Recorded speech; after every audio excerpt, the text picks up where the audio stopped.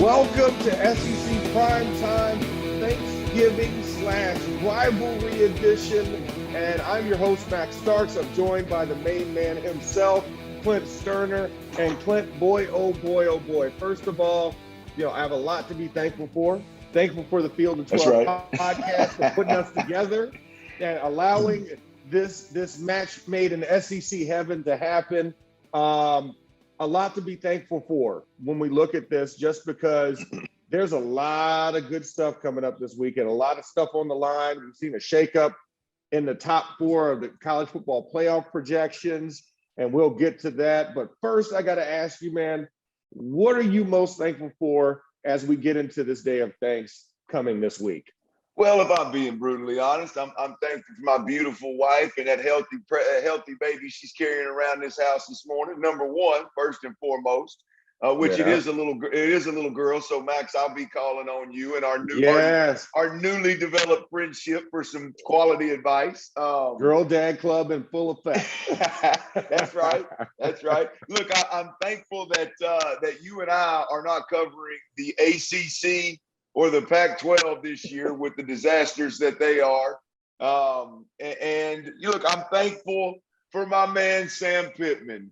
It's been a long, hard road, Max, as a Razorback over the last 4, 5, 6 years. And my man, Sam Pittman, has come in here, and he has not only got them bowl eligible, he's beat 2 teams from the great state of Texas. He beat LSU, and he's got Missouri this week. So he's going to get you and I paid one more time with a bowl game for damn sure. And so I'm thankful. I'm thankful for the big man on the hill, Sam Pittman, and them damn Razorbacks this year too, man. Yeah, no doubt about it. I am, definitely appreciative of that. I mean, like you said, I'm here. I'm on a family vacation, and I'm thankful for my beautiful wife and my 2 wonderful little girls. The opportunity to spend this time with them in the midst of the hecticness, right? I mean, football season, that's our time. And our wives kind of just understand. They kind of just say, all right, I get it. It's that time of year. But most importantly, I think, thankful for, what God has blessed, me with, and the opportunities that he's given me. And I'm just so thankful for all my family and my friends. This time of year, looking forward to breaking bread on Thanksgiving. With another family we're traveling with. And, I just look at this time of year and, it's crazy. Like you said, I'm so happy to be covering the SEC and not covering one of the other conferences. Hey, how good do you feel not to be in the Big 12, at the beginning of this year? Shout out to our guys over there that cover the Big 12. I'm not throwing any darts or anything.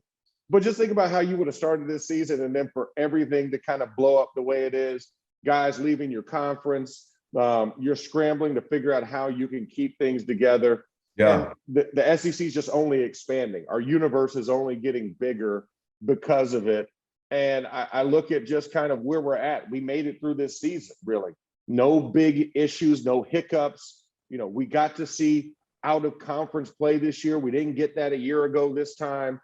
So I'm thankful that things have gone the way that they've gone and that we are starting to get on the other side. We're not all the way up over that hill looking down and coming downhill, but we're nearing the summit of that. So I'm thankful for that. Thankful for all the families out there and friends and people who listen to our show and support us. We're appreciative of you. But let's get into it. I mean, yes, it is Thanksgiving week, but most importantly, when I think Thanksgiving week, and I know you've thought this since you've been a young man of the tender age of 18 and beyond, we know this is rivalry week. As SEC guys, this is where the border wars come in. This is where the in-state rivalries. You got picked to go where, and they didn't even give me a shout type week. I'm about to whoop all y'all's asses, and I show you why I deserve that scholarship. And now I'm about to exact my revenge on my homeboy from high school that didn't want to follow me on signing day. He wanted to be a little turncoat and throw the other hat on. This is that week. What does it mean for you when you think about rivalry week and your time at Arkansas? Well, it's interesting, Max, because, at Arkansas, there's not an in-state rivalry, right? Yeah. There's not a really a legit quote unquote rivalry, if you will. I know back in the days, the Southwest Conference days. Texas was a big rival. So, I mean, it was nice to have them back on the schedule this week. There's a natural, between the state of Texas and Arkansas, there's a natural rivalry, at least from Arkansas's perspective, with A&M. And then you look down in like my years at Arkansas, late 90s, early 2000s, the rivalry was always LSU. Now, I don't know what LSU thought of that rivalry, but I know at Arkansas, it was obviously a big time rival for us. And so I played ball at a school that there's no true blue rivalry that everybody knows is coming down the pipe at the end of the year and everybody can get hype about. But I tell you what I love about the SEC's rivalry week, whether it's Arkansas, Missouri, or it's LSU, A&M is new, or it's your Florida States, Georgia Tech, Tennessee, Nashville, Vanderbilt, with your actual in-state rivals. The games absolutely mean more. I mean, even when teams aren't having great seasons, Florida right now, boy, if you can't get up for this Florida State week, something's wrong with you. You don't have the right blood running through your veins, regardless of what's happened, regardless of your coach. Rivalry week usually brings out the best of folks. And that's why I love it. Obviously, some of the games mean, postseason play. Some of them mean top 4 rankings. Some of them mean the underdog is in full effect. So it's a big week, obviously, and it just means more any way you slice it, brother. Yeah, no, absolutely. I mean, you hinted at it, you got to it. Florida State. I mean, nothing gnaws my crawl and pisses me off more than that team that's over there, just a little bit north of us, a little bit west of us, in Tallahassee. This is the week where we're like, hey, we're playing the girls' school. I mean, that's essentially what it was, because that's how Florida State got started. It was a women's college. Didn't know that. College. Yep, exactly. Now I'm inundating you into my rivalry. I'm giving you the fodder. If you come across any of those Seminoles, you'll know how it feels. And normally this time of year, I usually have a bet with my cousin because he was one of those guys that I look forward to playing in that game, because he didn't follow suit. We had this big grand scheme. We were going to both go play college together. We're going to be roommates for 4 years and then go to the league. Well, we didn't get the roommates. We didn't get to play together, but we did both go to the league. But I still hold it over his head that he turned off his beeper and unplugged his house phone. I was pissed. I couldn't get in contact with him. You kids today don't know. Hey, Max, these cats listen to this podcast. They don't know about them landlines and them pagers, baby. Come on, they don't. No, they don't. You had to change the clear color case to make yourself fancy. Come on. I had that pager with the window on the screen on the side of it with that blue see-through. You can see the guts of that beeper. Oh, I'm cold-blooded. Listen, I called mine the candy apple green because I had the green clear coat. Okay. So, yeah. But yeah, no, they'll never understand our troubles. But I mean, that's what it is. And you think about it, like you said, Georgia Tech, Florida State, Clemson, South Carolina, and then you got the Tennessee rivalry, which is Nashville versus Knoxville. Let's just call it like it is, Tennessee and Vandy. And then of course, there's one that used to be called good old fashioned hate, but we got to call it the Iron Bowl. I mean, that's Auburn, Alabama. That's just what it is. And I mean, it's one of those things you like. Yes, there's rivalries throughout the other conferences that they have, and they have these shiny buckets and boots and axes and all these other paraphernalia. But at the end of the day, it comes down to bragging rights. It comes down to bragging rights, and it comes down to you versus me, and I don't like you. I don't like you purely because of the school that you're going to. We can be friends 364 or 3, depending on the year, days a year. But that one day, I absolutely despise your existence for that moment. For 4.5 hours. For 4.5 hours, I really don't like anything you have to do, and I don't want to talk to you because all I want to do is inflict pain on you because I don't like you in that moment. And that's what this rivalry means. So when you're looking at it, most important / biggest rivalry game of the rivalry games this week would be most important. I mean, you got to go with Alabama Auburn. I mean, you got to go with the Iron Bowl, even though it's not for the SEC West title. It's not for, they're not playing for a trip to the SEC championship game. But it is hands down the biggest rivalry, biggest rival game of the SEC this week, because, Alabama is in a spot where they're not the best team in the country right now. They're not the best team in the SEC right now. Georgia is. They've been put on notice when the College Football Playoff Committee bumped Ohio State ahead of them this week in the college football playoffs. I think this is a game where Alabama obviously needs the win, but what Alabama needs, Max, is Alabama needs to skull drag Auburn. They need a win that is unbelievably convincing. Number one. They need a win that the playoff committee and the decision makers just can't get out of their head. Like one of those just absolute stompings in somebody else's stadium in a rivalry game, because I don't believe they're going to beat Georgia. And if they're going to be a 2-loss football team, they can't have a close game versus Arkansas. They can't have a close game versus Florida. They can't have a close game versus Auburn. It's going to come down to how convincing were your victories. And Alabama's got work left to do. So if we're talking about level of importance, it doesn't get any more important than the college football playoffs. And I personally believe that Alabama is going to need a big-time win this time of year in enemy territory, in a big-time rival game when all the eyes are on the TV, in order to overcome 2 losses and ultimately be a 2-loss team that is placed over possibly a 1-loss football team come final college football playoff decision time. So I think that's the most important one of the bunch, Max. Yeah, no, I look at it and you're absolutely right. I think this is the only one that in the SEC world that is going to be a huge headliner, because like you said, we know the West is already sewn up, but Alabama's teetering. They have, like you said, they have to skull drag. They've got to go take them out to the woodshed, let them be the little brother that they are, and get his butt whipped by the bigger brother, like in order for them to keep pace. Because if they don't, it's going to be a very tough day. And when we're talking about potentially seeing 2 SEC teams in the college football playoff, that other actor, that other individual must be Alabama, because no matter what Georgia does, Georgia's going in. And Georgia's going to sleepwalk through this Georgia Tech game, because Georgia Tech is not good. And the challenge is going to be the SEC championship game. So you say, okay, even with a 1-loss Georgia team, they're in the top 4. No bones about it. So all the pressures on Alabama, like you said, getting the snub and getting knocked down another rung puts you now in a vulnerable category. When you're in top 2 after this week, that's pretty much the lock section. The swinging door is 3 and 4. Yeah. And so it's going to be a challenge to keep them there.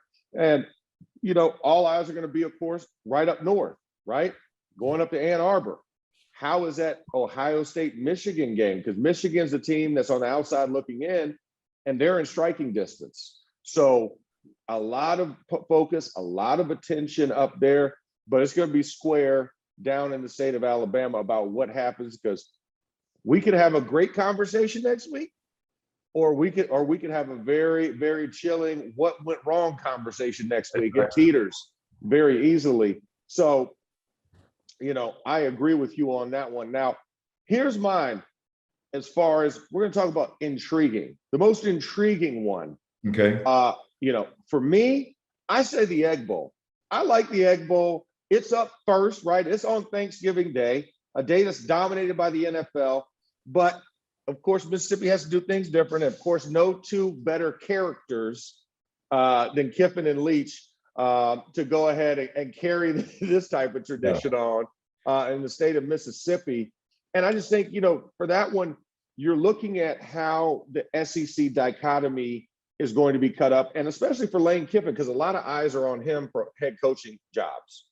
A lot of people want to try and swoop in and poach him.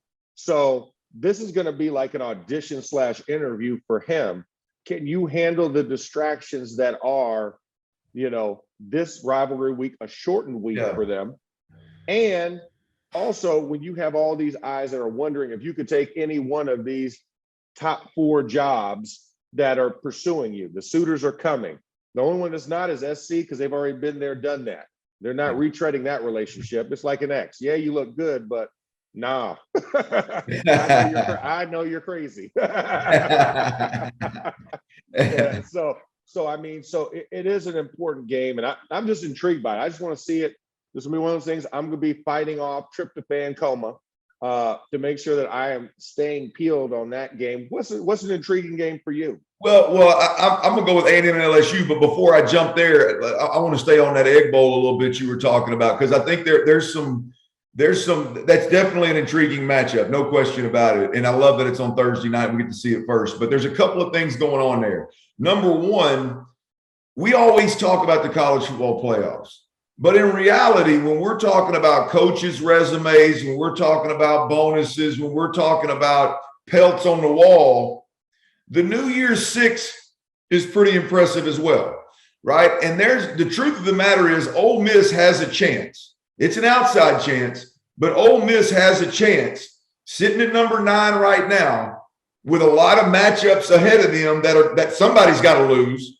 They've got a chance to sneak in at 6, man. They've got a chance to get to the number 6 spot, depending on what happens in the top 4, obviously. But you look at it, Max, this Ole Miss Mississippi State game, Ole Miss is sitting at 9-2, number 9 in the country right now. OU, Oklahoma State, and Baylor, they've got those 3 Big 12 football teams they're not all playing each other, but they're all tied together with a lot of football left to be played to some degree. One of those teams is going to have to fall out, which is going to help. I think is going to help Ole Miss.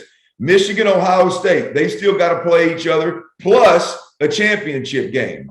That's going to affect things above Ole Miss.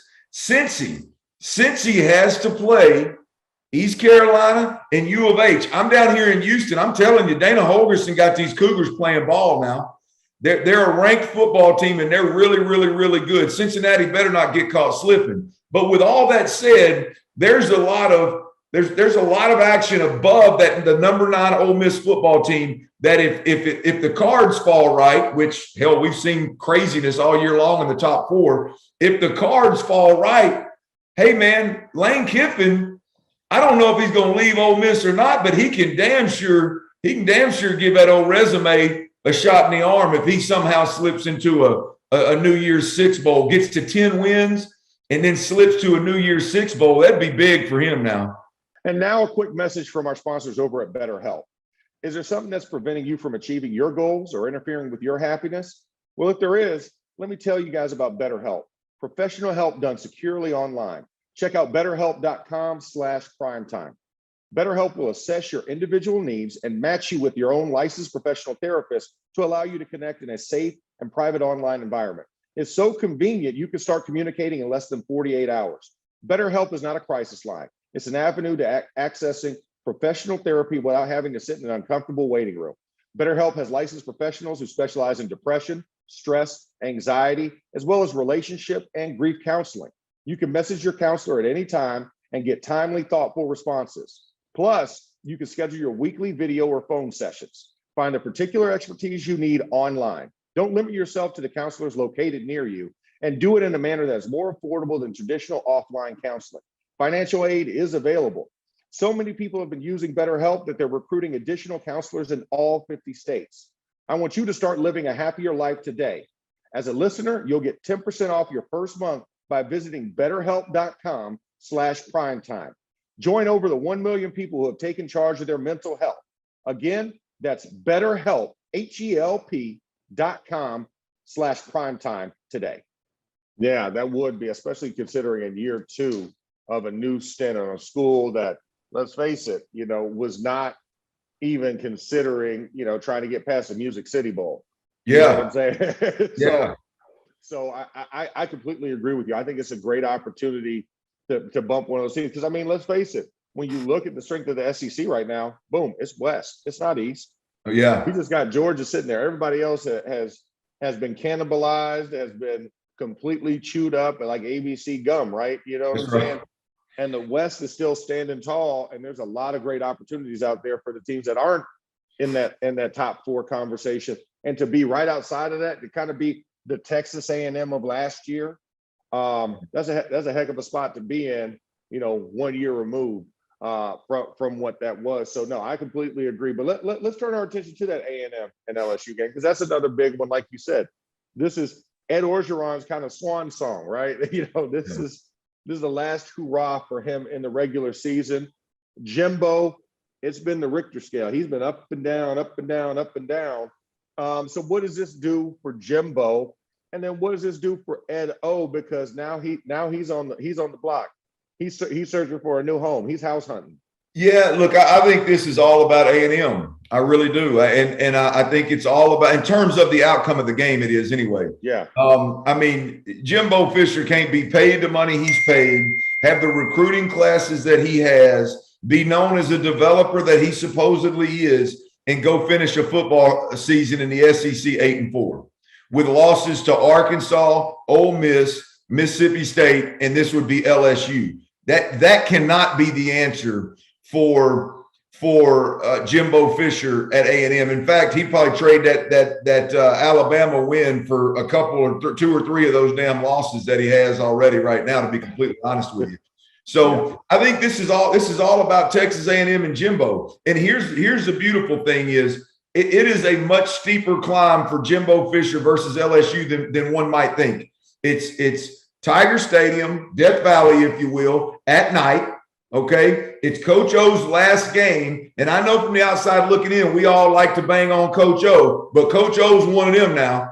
The fan base at LSU is going to show up and support the LSU Tigers for many reasons, but definitely because Coach O is one of them. They're going to show up for his last game, and we can't forget and we can't overlook, Max, LSU's played some really damn good football lately. They held Alabama to 6 yards rushing. Alabama beat them by 6, I believe, 20-14. Arkansas rolled in there, and Arkansas is one of the top rushing attacks in the country. And they shut down Arkansas's run game and forced Arkansas to work a lot harder than I would say most people would have thought to get that victory. And you look at A&M, and if LSU can stop that run and pressure the passer, what's been their biggest issue all year? Inconsistent play, backup quarterback, young quarterback, turning the football over. Yeah. Guess what? Death Valley, this defense, the way they've been playing, this defense with the scheme that they've been winning with versus a young quarterback, hey, man, Jimbo's going to have his hands full, baby. You better believe it. Nah, no question about it. I mean, you were just talking about it. I mean, we could look at the beginning of the season and the things that led to Coach O's firing / resignation, however you want to put it, not being asked to come back. Sorry, not sorry. But these boys, like you said, have gone to the hill. I mean, they took like you said, they took Arkansas to a 3-point game. They took Bama to a 6-point game. Ole Miss was kind of out there, but they beat my Gators. On the heels of that announcement, they went out there and hung 49 on us. Now, granted, we also gave up 52 to an FCS school, but there's a reason why Dan Mullen is not there and Ed O is still there, at least the end of the year. But you're right. This is going to be a tough fought game. And yeah, Jimbo can't get caught slipping. He's already had his slips and his falls and everything else. This one has to be convincing because, like you said, watching what Mel Tucker just got, watching what James Franklin just got, and whoever's going to take that LSU job is going to get, the microscope is going to get very, very bright and very pointed on Jimbo if you lose this type of game and you get this type of result. Hey, it's going to be like, wait a second, we need to revisit this.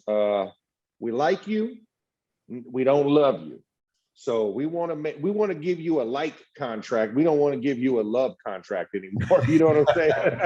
Yeah. Look, hey Max, I can't make sense of what they're doing with these college coaches. I mean, I like James Franklin. I really do. I liked him at Vandy. But I mean, you look at it. I mean, my man's 9-11 in his last 20 games. I don't think he's beat Ohio State.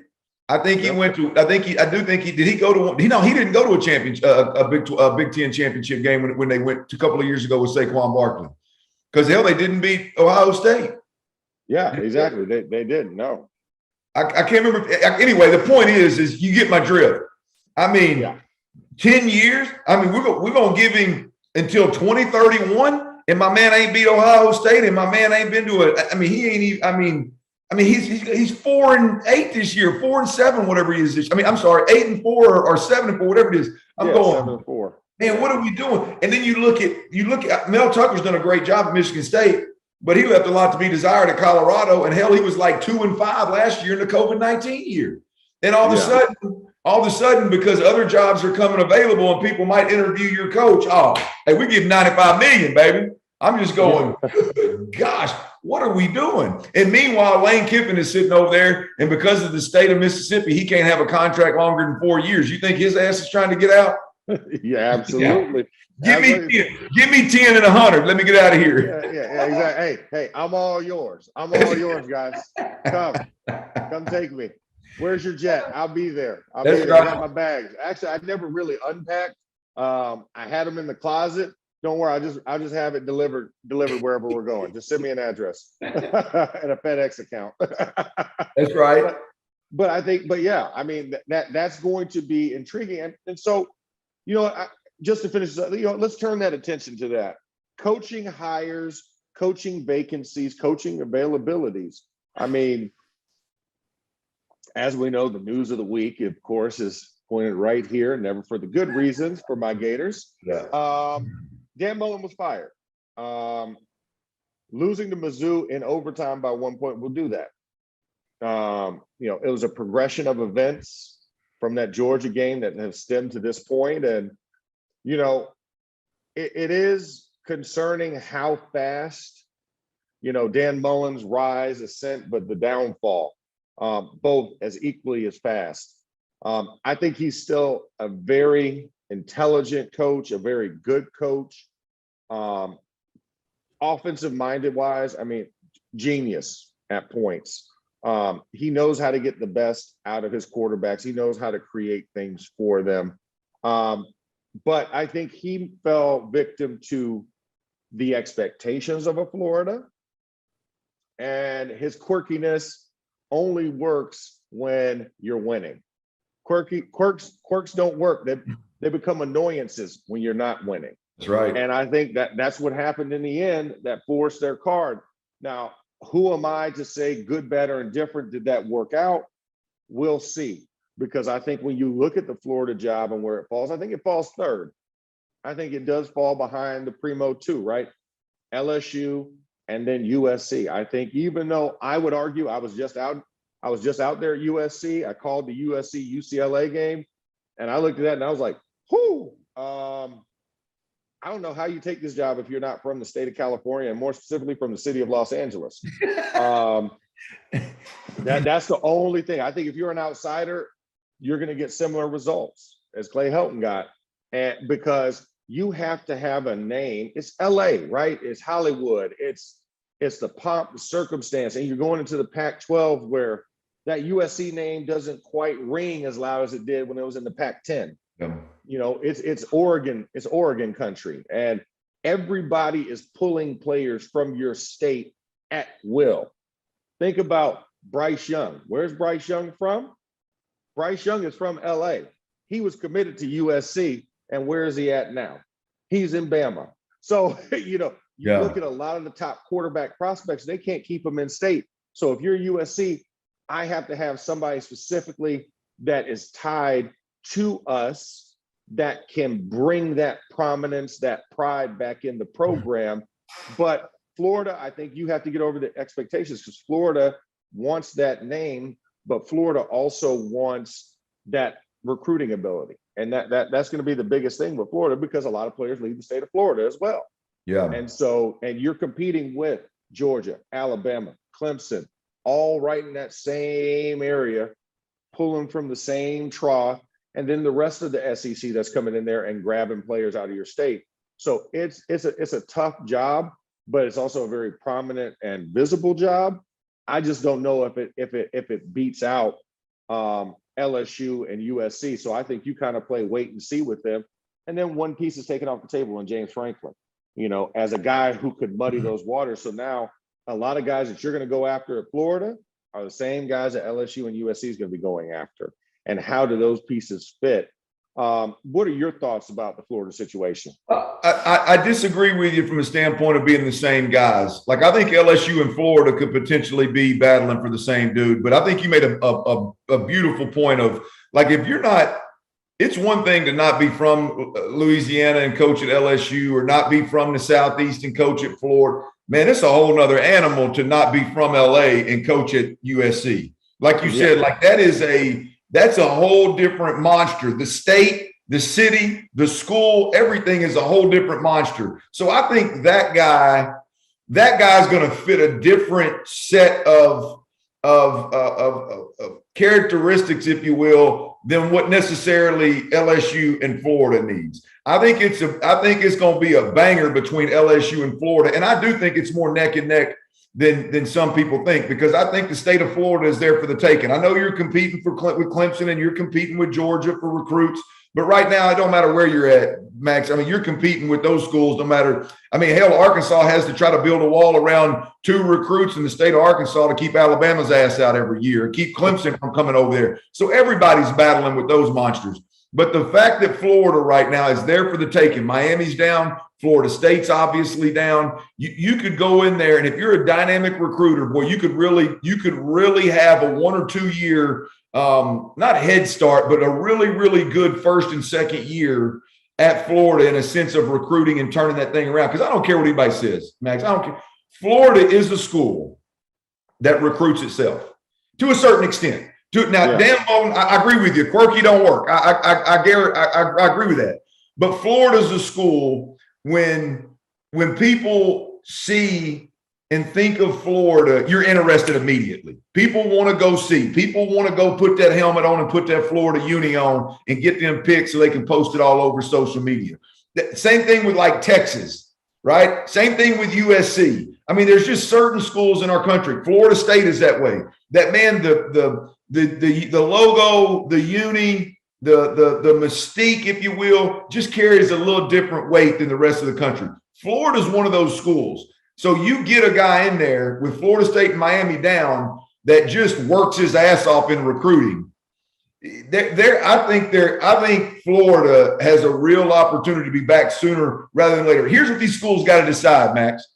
They got to decide, do you want, and I ask you this, do you want a Lane Kiffin that's more, Lane Kiffin's not anymore. Do you want an offensive play caller or a defensive play caller as your head coach? Or do you want that structure of what Lane Kiffin's done now, of he's got an offensive coordinator and a defensive coordinator? And what these coaches are doing now, where they're going in and they're more of a CEO. They're worried about managing people and recruiting their ass off. They ain't worried about X's and O's on either side of the football. Or do you want them to bring in a dude that's lock, stock, and barrel, is going to call his own plays, a Mike Leach, and you're going to get 500-600 yards a game offensively? They got to decide what they want, and that's going to determine who the pool of coaches are. If you're a Florida guy, what do you want at Florida? What do you prefer at Florida? What do you think works there? Well, I think offense is key, right? I think you have to be able to go toe to toe. Florida is about the points. They want the flash. They want the pomp and circumstance. And that's why I lean towards a Lane Kiffin type, right? I lean towards that bravado. Yes, he's not going to call the plays, but he's the mastermind behind the mastermind. Sure. You know what I'm saying? He's Oz, right? You know what I'm saying? He is the wizard behind the wall dictating everything. So I like that type of personality. Defense has to have you got to have a defensive plan though, which is the one that Lane Kiffin, we've seen it struggle. It picked up better, but it couldn't get any worse last year. So the only way is up for them. So I do need some defense to be able to hold off. So I look at that balance, and I look at, okay, can we get a Luke Fickell type that'll come down to Florida and want to take that job? That's another one. Billy Napier. I'm looking at the job that he does holistically with the players he's got, and he has a foothold in the South. That's where I'm looking, because I agree like you that USC job is completely different. And they're going to go after a different type of coach unless they can't get that coach. Then they're going to be trying to poach what everybody else has. Right. You know what I'm saying? Just because they also need a name. And LSU and Florida are going to naturally draw a name at first, or names in that process. And I think LSU is looking for the same thing that Florida is looking for to come into that program. They want the manager, but they need the rock star assistants around them. But that manager has a foothold at some element of this game.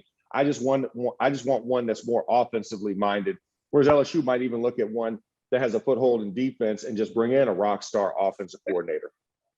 Yes, that's interesting because you look at the SEC and you got the two dogs at the top, obviously, are Saban and Kirby Smart, defensive-minded guys, even though I think Saban has found a way to blueprint college football, the business, and has Lane Kiffin's offense getting ran by graduate assistants and whoever the hell he picks up out of the NFL scraps. But yeah, it's interesting, man. I think it's a fascinating conversation of, do you want the guy that is a delegator that not just because I cover Arkansas, but like a Sam Pittman, where he hires hire me a coordinator, give him $1 million, give him $1.5 million. Hire me a defensive coordinator, give him $1 million, $1.5 million. And I'm going to sit up here and I'm going to recruit. I'm going to glad hand. I'm going to cover the state, and I'm going to make sure the athletic director knows I'm recruiting my ass off. And he knows that I got my different departments in my business all sewn up. Or do you want that guy that comes in and he's the offensive or defensive play caller? And a big part for me, Max, at both of these places, like I've got to have a guy that's done more with less.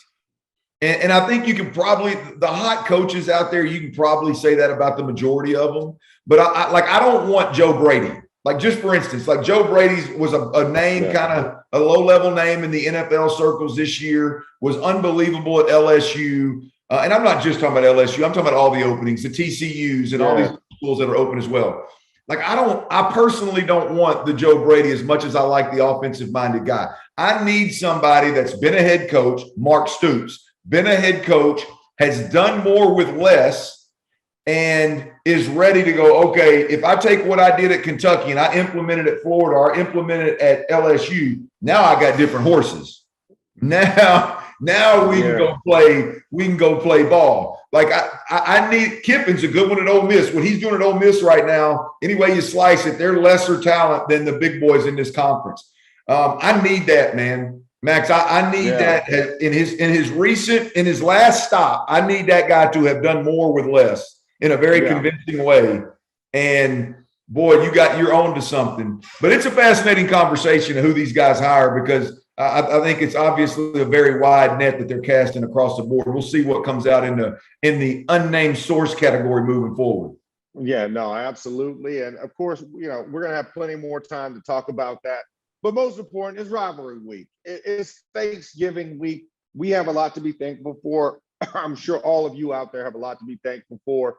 So we're not going to harp on it too much longer. But I do just want to go through a quick rundown, if you will, an exercise of the minds. Clint, we don't have any lines this week. We're just going off of pure fun. We've already told you what the biggest game is. We've told you what the most intriguing games are. But we're just going to go with, our winners and losers. Straight up, no lines, no overs, no unders. We're just going to hit them up real quick, and that's how we're going to close out the show, Clint. So let's go ahead and let's start this last topic. Just call it winners and losers. Nice and easy. So Ole Miss, Mississippi State being the first one up on docket. Tryptophan, coma, I'm trying to stay awake game, but still a lot of intrigue. So before we move to the last topic of going through through the game results this weekend, let me tell you guys a little bit about our partners over at BetRivers Sportsbook. If you haven't signed up with BetRivers yet, now's the time. They're still offering a $250 match bonus for your first deposit. What are you waiting for? But really, what sets them apart is that they require just one playthrough to turn your bonus into cash money. With their new Rush Pay Instant Approval, withdrawing your winnings is safer, more secure, and of course, more reliable. With football season in full swing and coming on its tail end, get in on the action by going to betrivers.com today or by downloading the BetRivers iOS app. Must be 21 years or older. Gambling problem? Call 1-800-GAMBLER. Ole Miss, Mississippi State, who you got? I got Mississippi State, man. Them Cowbells are going to be rocking and rolling. Will Rogers is absolutely on fire. Check out these numbers. Since the Alabama game, the last 5 weeks, Max, Will Rogers, Mississippi State's quarterback, 80% completion, 20 touchdowns, 3 interceptions. Shoot. When he's running that air raid offense, if he's completing at an 80% clip, good luck. My man is healthy and my man is on fire. And guess what? Ole Miss's pass defense, number 82 in the country, brother. He is look, Mike Leach and Will Rogers are chomping at the bit. And this is going to be a good one, man. I think Mississippi State wins this ball game. Great matchup for Mississippi State on the defensive side of the football, Max. Number 7 run defense at Mississippi State versus, surprisingly, the number 7 rush offense. And this is in the country, not in the conference. It's in the country versus Ole Miss. I think those two cancel each other out. What do we have left? We got Mike Leach and Will Rogers on fire. I'm going with the Bulldogs, man. Woo, buddy. I mean, you pulled some stats there. I mean, Cowbell County is happy. They're ringing it for Clint Sterner right now. I know you ain't heard that before. Cowbell for you, but I'm sure they are now. You know, I think it's going to be the aerial kind of masterminds. This is going to be a tight game, regardless of whatever it is, tight game. I'm going to give the edge to Lane because Lane is just petty and he is ego driven and he wants that win because he wants that 10th win because all of those reasons we laid out earlier in the show about the New Year's Six Bowl being on the cusp. And he can taste it. He can smell it. He can almost grab it. He can't quite, but it's right outside of fingertip length. He needs to step on Mike Leach's head to reach that. And I think he's going to do that. I think he's going to pull out some craziness because the Egg Bowl is always crazy. And, it's that rivalry game that, yes, it's an intimidating stadium. Trust me, I played in Davis Wade and I don't like it. That's an ominous place to play, but I'm going to go ahead. I'm going to give it to Ole Miss on this one. So there we go. We're house divided on the show right now. All right, Mizzou, Arkansas. I'm not even going to ask. I'm not even looking in your direction. And I'm going with you on blind faith. Arkansas should get this running away with it. Let's move on. We're getting past that because that's a Friday game. That's leftover turkey sandwich day. Real quick, Max. I'll be quick with this one. We know you like it. This is a trophy year for Arkansas, big dog. I mean, there's a trophy associated with the A&M game played down in Jerry World in Dallas. There's a trophy associated with the LSU matchup that they won down in Tiger Stadium, and this is a trophy game as well with Missouri. Man, it's a big deal for Arkansas to have all of those trophies in the walkway of their facility, of their locker room, all in one year. Man, that this is a big game, much bigger game for Arkansas than one might think. So obviously, I like Arkansas. Okay, there it is. There it is. I knew you were on top of it, and I knew that there wasn't going to be much deliberation on that. So I was like, we're going to make it quick. All right, another one we'll make quick. Georgia Tech. Yeah, exactly. Yeah, it's Georgia. I mean, there's not much to say about that one. Yeah, Georgia's. They're just going to get Georgia Tech. They're going to get their coach fired after this game here. Is all they're going to do. Yeah, exactly. All right, Florida State. I would like to believe my Gators are better than the Seminoles up north. You lose your head coach. You're going to go back in the circuit. I think this is your audition. If you're Florida as a player, like on top of all of the intrinsic reasons why you need to beat this team in state, this is also for your future. If you're going to continue at Florida, or if you're hitting the transfer portal, like this is your shot right here. And this is your shot at a bowl game. Like you don't win this, you don't go to a bowl game. Yeah. So a lot of pride is on the line in this game, and I'm still gonna ride with my Gators, man. I mean, yeah, we've had some heartbreaking losses in the last couple of weeks, but the pride and the history of this rivalry, we missed it last year. So now a year removed, we're not having this game to now get this game back. I think a lot of juices are going to be flowing at that one. It's going to be senior day, and a lot of emotions down there at Florida Field. So I got to ride with my boys. I think they pull out the victory. I'm with you on this one, Max. I worry about Florida when it's Samford. I worry about Florida when it's South Carolina. I worry about Florida when it's Missouri.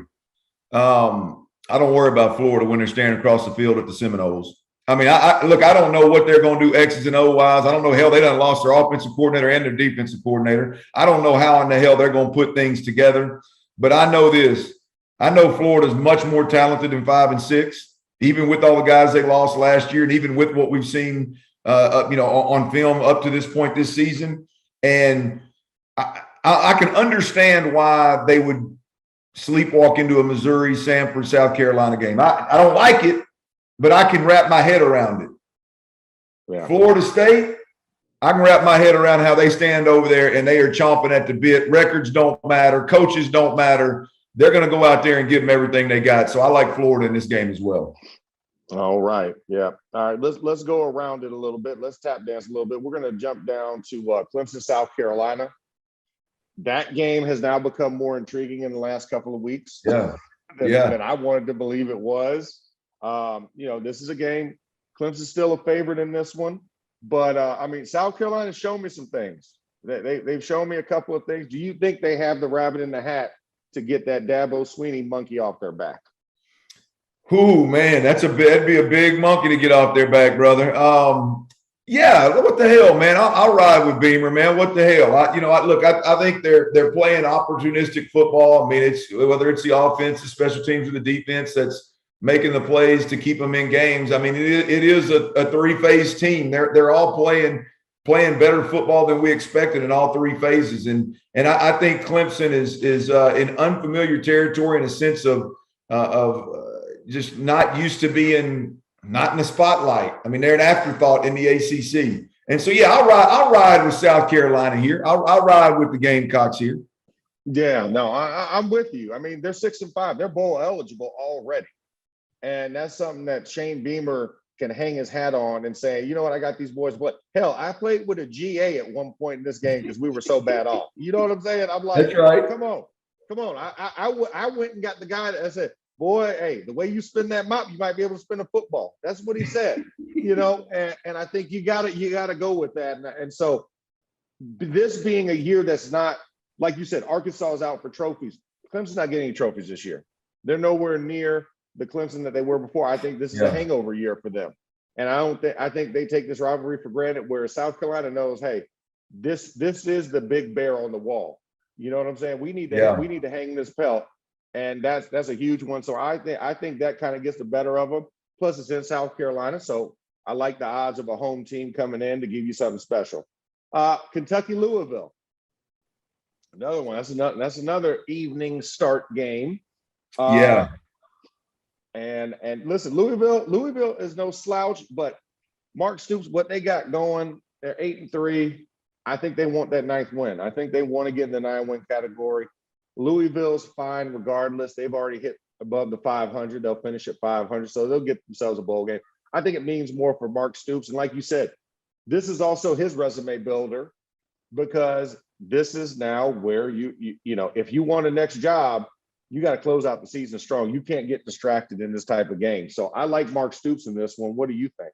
I love Mark Stoops in this one. I think he is a guy that wants to go. He wants to move on from Kentucky, not because he doesn't like Kentucky, but just because he understands that one of those bigger jobs that awaits, if he just duplicates what he's done at Kentucky, he can be in national title contention. And so I think he'll have his team ready to play, which look, let's be honest, Mark Stoops always has his team ready to play. I don't expect anything less. And in fact, I think he's got a little more juice because he's got a potential job jump he can make here at the end of the year. But I tell you, Malik Cunningham, man, the quarterback for Louisville. I mean, you talk about a game last week against Duke, 303 yards passing, 224 yards rushing. For all intents and purposes, I think he was the college football player of the week last week. It's going to be a hell of a matchup. I like Kentucky. I like Stoops. I think the Kentucky Wildcats end up winning this game. But Malik Cunningham is gonna give Stoops all he wants, man. No, you're absolutely right. It's going to be about the more disciplined team in this one, and opportunistic at the times. All right, let's turn to the big boys. Texas A&M, LSU. Who you got? Man, I'm going with LSU in this game, believe it or not. Okay. I'm going with LSU in this game. I think if they put the same package together that we've seen them put together against Alabama and we've seen them put together against Arkansas, they're going to force the game into Zach Calzada's hands. And that's going to give LSU a chance. And I think down the stretch, again, in Tiger Stadium, Coach O's last game, I think the guys are going to show up. I think the fans are going to show up. And I like the ball that they've been playing lately. And unfortunately for A&M, they're catching LSU at the wrong time. And they're catching LSU at a time where I think the way they're winning ball games, are not winning, but the way they've improved their play and they've put themselves in position to win ball games as of late is a unbelievable amount of pressure that stops a run and pressures the passer. And that in particular is how you beat A&M. And so I don't know if they're going to be able to score many points in this ball game, but I'm going to pick LSU to upset A&M in Death Valley. Yeah, no, I have a lot of reasons to go and pick A&M, but pride. I mean, right now, Coach O recruited me back when he was at USC as a D-line coach. I've loved his personality. I've loved his coaching style, and he has these boys playing inspired. And I think when you talk about it, the legacy that he wants to leave, the man walks away with giving a title back to his home team. Yeah, and he accomplished his job, and he's got the buyout there. He can go sit and relax and chill out a little bit. And 17 of them. Yeah, so 17 million reasons why you should want to go out on top, and I think he gives that to LSU fans. It doesn't right the wrongs, but it sure makes it a softer send-off. So I like Coach O in this one as well. All right, we talked about it. It's the most important. It's the biggest one. It's Iron Bowl. So it's Alabama going to Auburn, going to Jordan Hare, going in what we call the SEC Primetime, middle of the day. Catch you before that second serving of turkey and gravy. This is a big one. This is a huge one. I mean, after seeing what Auburn's done, I mean, I think this is going to be a win for Alabama, but I think like you said, I don't know if it's going to be convincing or not. That's my only concern. I'm not sure it can be, because you got to throw everything out the door when you're talking about how this game is played, because this game has had wild finishes and crazy things happen. So I think it's an Alabama win. I just don't know if it's going to be that a 21 point game, which I think it has to be for Bama to keep steam. Yeah, I think it is, Max. I think Bama runs away with this one, because the way I look at it, man, is Bama in a different way is very similar to Arkansas. I love Barry Odom on the defensive side of the ball for Arkansas. I love Derek Mason on the defensive side of the football for Auburn. And they don't have the best players, but they do more with less, if you will, and they're pretty damn talented. Yeah. And offensively, you look at Mike Bobo and Brian Harsin, if you will. And you look at Kendall Briles and what he's been able to do, that they different approaches, but no question a run first football team. And I look at how Arkansas was able to compete with Alabama, and they had to make not one, but probably 8 to 10 must-have plays down the stretch to keep that game from being a 3-score ball game. Arkansas did everything they could to get that thing to a touchdown win from Bama. I mean, it was unbelievable, the number of plays that you're just 4th and 10. The hell are we doing? How are we going to get this one when we can't throw the ball over the middle of the field? They weathered the storm in a major way. And I never thought I'd say this. I think Auburn would have a chance to weather that storm if Bo Nix was still alive, if Bo Nix was healthy. I don't think they have the ability to play the game consistently enough to, when Alabama makes one of those 14-point runs, to stay in the game. And at that point in time, they'll turn it over. They'll go 3 and out, and Alabama's up 21. And so I think Alabama stretches this one out down the stretch, and it ends up being a big time gap, and Alabama wins it convincingly. Yeah. No. Well, hey, listen. I hope it's right.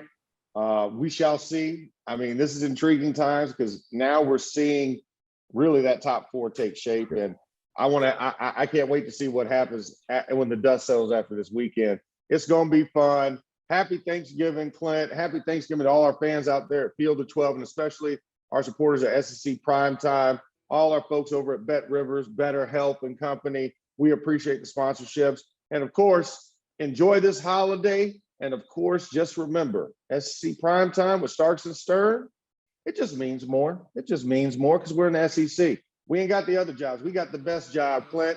And so with that, we send you guys out. We'll holler at you next week.